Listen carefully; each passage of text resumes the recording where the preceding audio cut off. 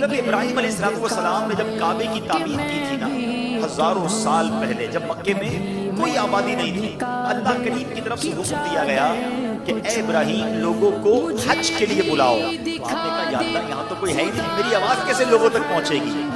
ارشاد ہوا اے ابراہیم تمہارا کام جو ہے آواز لگانا ہے، ہمارا کام اسے پہنچانا ہے۔ جبل ابو قبیس یہ آج بھی موجود ہے، دنیا کا سب سے پہلا پہاڑ ہے، بڑا مقدس پہاڑ ہے۔ حضرت ابراہیم اس پہاڑ پر چڑھ گئے اور آپ نے آواز لگائی اے لوگو اللہ کے گھر کے حج کے لیے آؤ۔ سبحان اللہ، کوئی انٹرنیٹ نہیں تھا، کوئی سیٹلائٹ نہیں تھی، مگر آپ کی آواز دنیا کے کونے کونے میں سنی گئی۔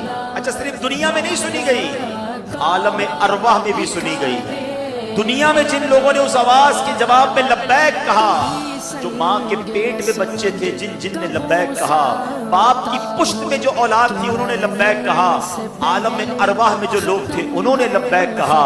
روایتوں میں آتا ہے جس نے اس وقت ایک بار لبیک کہا تھا وہ زندگی میں ایک بار حج کرے گا۔